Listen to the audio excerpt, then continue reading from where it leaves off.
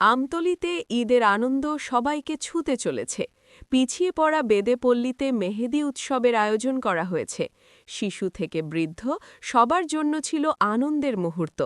এছাড়াও বেদের সম্প্রদায়ের মানুষের হাতে পৌঁছেছে ঈদ উপহার, যাতে তাদের ঈদ উদযাপন আরও মধুর হয়। এ উদ্যোগের মাধ্যমে স্থানীয়রা ঈদের আনন্দকে সবার সঙ্গে ভাগাভাগি করছেন। পজিটিভ আমতলী। এরকম আয়োজনের কি কখনো সম্মুখীন হয়ে না, আজকে প্রথম? হ্যাঁ, তো মনে হয় এখানে ছোট থেকে। ছোটকাল থেকে আজকে আয়োজনের কি কি অংশ ছিল আমাদের বলেন। মেহেদি, জামা কাপড় আপনিও কি জামা কাপড় পেয়েছেন? পাইছি।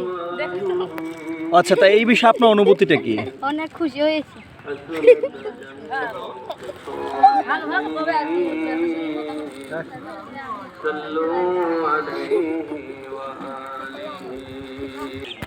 আমাদের এই পজিটিভ আমতলী আজকে আত্মপ্রকাশ ঘটেছে।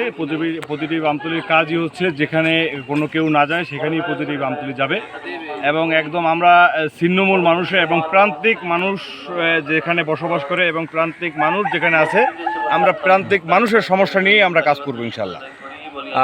আজকের আয়োজনে আপনার আমাদের দুইটি ইভেন্ট আছে এবং কালকে ঈদের দিনে আমরা দুইটি ইভেন্টের আয়োজন করেছি। আজকে যে দুইটি ইভেন্ট আছে, দুইটি ইভেন্টের ভিতরে মেহেদি উৎসব এবং ওদেরকে জামা কাপড় উপহার, আর ঈদের দিনে যে আমরা ঈদ উৎসব পালন করব।